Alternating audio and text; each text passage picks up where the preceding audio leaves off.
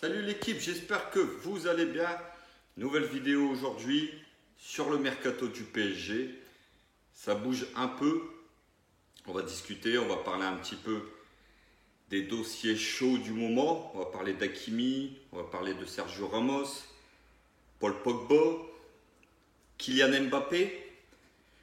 On sait que c'est un dossier en stand-by, donc on va discuter un peu. Et puis Donnarumma. Let's go, c'est parti les gars, j'espère que la vidéo elle va vous plaire. Bon, tout d'abord, Donnarumma, c'est le dossier le plus abouti. Ça devrait se faire aujourd'hui, peut-être dans les prochaines heures. Donnarumma au PSG, c'est plus que brûlant. Il devrait passer sa visite médicale à Rome.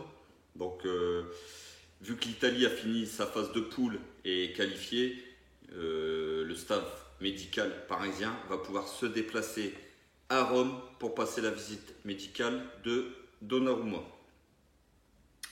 Donc selon Fabrizio Romano, il est acquis que Donnarumma va s'engager avec le PSG jusqu'en 2026 avec un salaire de 10 millions d'euros par an. C'est énorme. Et bien sûr, une grosse prime à la signature. Et puis aussi son agent Mino Raiola qui va prendre une jolie prime aussi à la signature. Donc, une fois que le transfert sera acquis et que la saison commencera, il y aura une très grosse concurrence entre Navas et Donnarumma. Vous connaissez mon point de vue sur ce dossier. Pour moi, Navas sera numéro 1. Après, rien n'est acquis, attention. Mais pour moi, Navas sera numéro 1 et Donnarumma numéro 2. Le PSG prépare l'après-Navas. N'oubliez pas que Navas est déjà en fin de carrière, même si c'est un gardien top niveau. Il reste quand même en fin de carrière vu son âge. Et Donnarumma, 22 ans, gardien de la sélection italienne, pour 0 €. Il fallait le faire, les gars, pour ceux qui ne comprennent pas le transfert. 0 € d'indemnité de transfert, il fallait saisir l'occasion. Et le PSG, pour moi, a eu raison de saisir cette opportunité. Voilà pour le dossier Donnarumma qui devrait être acté assez rapidement. Deuxième dossier très chaud, Hakimi. Achraf Hakimi, latéral droit marocain qui évolue à l'Inter Milan. On sait que l'Inter a besoin de liquidité, qu'il veut se débarrasser de Hakimi. Et deux équipes sont en pôle pour Hakimi. Le PSG et Chelsea. Alors, un coup, c'est le PSG qui a pris les devants. Le lendemain, c'est Chelsea qui, aux dernières nouvelles, les gars, le PSG serait en pole position pour Achraf Hakimi. Florenzi ne devrait plus évoluer au PSG la saison prochaine. Le Paris Saint-Germain ne va pas lever l'option d'achat de Florenzi, qui est plutôt pour moi une très bonne nouvelle, vu le niveau très faible de Florenzi en deuxième partie de saison au PSG. Donc, entre l'Inter et le PSG, les deux parties seraient proches d'un accord autour de 70 millions d'euros, avec les bonus compris. On parlait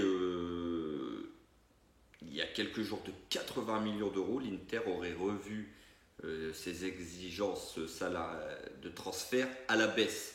Et on serait plus aux alentours de 70 millions d'euros aujourd'hui. Lui, le joueur, préfère le PSG, a clairement donné sa préférence envers le PSG. Ce qui est une chose normale, c'est pas parce que je suis supporter du PSG, c'est parce que aussi le PSG aujourd'hui a un très beau projet. Donc voilà, le journaliste italien Alfredo Pedula confirme la tendance et que l'Inter aurait revu ses exigences à la baisse, comme je vous ai dit. Et ils ne veulent plus de joueurs dans la transaction, ils veulent du cash. Et ça, Chelsea, lui, voulait donner de l'argent, plus un ou deux joueurs dans la transaction. Et ça, l'Inter ne veut plus. Ils veulent que de l'argent. Et le PSG, aujourd'hui, peut leur donner les 70 millions d'euros. C'est plutôt une bonne opération pour moi. Hakimi, arrière droit, c'est peut-être, comme je vous ai dit, ce qui se fait de mieux actuellement. Et il faut saisir l'occasion. De toute façon, dès que vous voulez un joueur de top niveau, il faut le mettre l'argent. Donc voilà, pour moi, ça ne me dérange pas. Donc voilà. Après le dossier Donnarumma et Hakimi, dès qu'ils vont être finalisés, le PSG veut se faire Paul Pogba. Donc on parle d'un salaire avoisinant, d'une indemnité de transfert avoisinant les 80 millions d'euros. Donc il faudrait que le PSG rachète la dernière année de contrat à Pogba de 80 millions d'euros. Le Manchester réclame cette somme-là.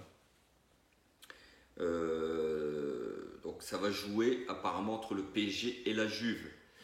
Donc on sait que Pogba a une attache spéciale vers la Juve, mais on sait aussi que l'entourage de Paul Pogba voudrait qu'il signe au PSG. C'est sa ville où il est né quand il était petit, donc il est natif de Paris. Maintenant, attention les gars.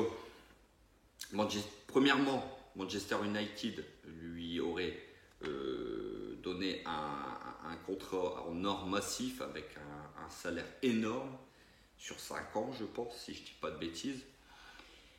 Deuxièmement, le Paul Pogba qui a joué contre la Hongrie samedi après-midi, perso, moi je n'en veux pas. Le Pogba contre l'Allemagne, il n'y a pas de souci. Mais le Pogba contre la Hongrie, franchement, inexistant. Il s'est liquéfié littéralement dans ce match-là. Alors, c'est peut-être que sur ce match-là, et puis on verra un grand Paul Pogba mercredi contre le Portugal. Mais attention, c'est peut-être pas un joueur régulier. Il n'a pas fait une grande saison à Manchester United. Donc, miser 80 millions d'euros sur ce joueur aujourd'hui, sachant qu'au milieu, on a déjà Verratti, Wijnaldum et plusieurs autres joueurs au milieu. Est-ce que c'est vraiment nécessaire de faire signer Paul Pogba aujourd'hui? Pour moi, personnellement, je ne pense pas. N'hésitez pas à me dire, vous, en commentaire, ce que vous pensez de Paul Pogba. Est-ce que c'est une bonne opportunité ou est-ce qu'on n'en a pas besoin? N'hésitez pas à me dire ce que vous en pensez. Donc voilà. Autre dossier très chaud. Sergio Ramos. Alors, Sergio Ramos, les gars, apparemment, au PSG, ça brûle. Sergio Ramos, 35 ans, arrive en fin de carrière. Le Real n'a pas voulu lui donner ces 2 années de contrat comme il voulait. Manchester City n'en veut pas. Alors, apparemment, le PSG serait intéressé. Le PSG serait intéressé peut-être pour une doublure de Marquinhos et Kipembe. Je ne pense pas aujourd'hui, vu le niveau de Sergio Ramos, qu'il pourrait prendre la place de Marquinhos ou Kipembe. Donc voilà, lui le projet l'attire, la ville l'attire et surtout l'offre parisienne qui lui propose 2 années de contrat et un très gros salaire. Alors lui il réclame 15 millions d'euros par an. Je ne suis pas sûr du tout que le PSG puisse lui proposer une telle somme, mais le PSG aujourd'hui a les moyens, je dis bien, de se bâtir une équipe XXL pour ce mercato. On sait que le Paris Saint-Germain veut frapper un très grand coup. Donc, Sergio Ramos au PSG, c'est possible. N'oubliez pas que le PSG aussi sur Varane. Donc, Ramos et Varane au PSG. S'ils viennent, il n'y en aura qu'un qui va venir, on ne va pas se mentir. Le PSG aujourd'hui est obligé d'avoir un autre défenseur central, vu qu'on n'a rien derrière.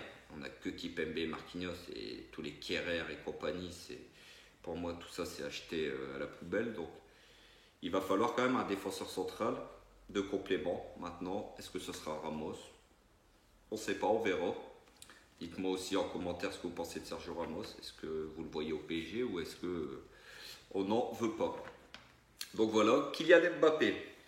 Alors Mbappé, on sait que c'est un dossier très difficile. Moi, vous connaissez mon point de vue sur Mbappé. Pour moi, il joue avec le PSG. Il va attendre l'Euro. Alors moi, je pense qu'aujourd'hui, il va surtout attendre de voir si le PSG va se bâtir une équipe compétitive. lui, ce qu'il veut, c'est une très grosse équipe capable de gagner la Ligue des Champions. Et après l'Euro, je pense qu'on y verra un petit peu plus clair sur le mercato du PSG et il prendra sa décision. Donc voilà, aujourd'hui on apprend que le Real va tenter une offensive à 160 millions d'euros. Pérez ne lâche pas le morceau sur Kylian Mbappé. Alors, le Real va dégraisser énormément de joueurs. Les Isco, les Gareth Bale, les Varane, ils ont pu Sergio Ramos qui prenait énormément de masse salariale. Donc je pense que le Real peut faire Kylian Mbappé. Tout va dépendre de Kylian s'il a envie de quitter le PSG pour le Real ou s'il veut continuer le projet avec le PSG. Alors, on nous dit aussi que Neymar le retiendrait. On sait qu'ils s'entendent très très bien sur le terrain et en dehors du terrain. Ce sont de très bons amis.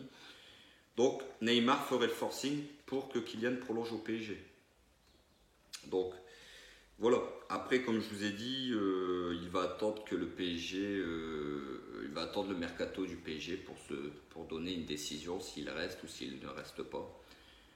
Moi, vous connaissez mon point de vue. Je pense que Kylian veut partir au Real Madrid et peut-être qu'il y a quelques personnes qui le retiennent.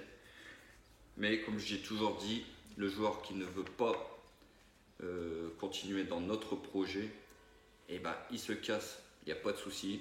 Il y aura, comme je vous ai toujours dit, il y a eu un avant Mbappé, il y aura un après Mbappé. C'est pas le problème.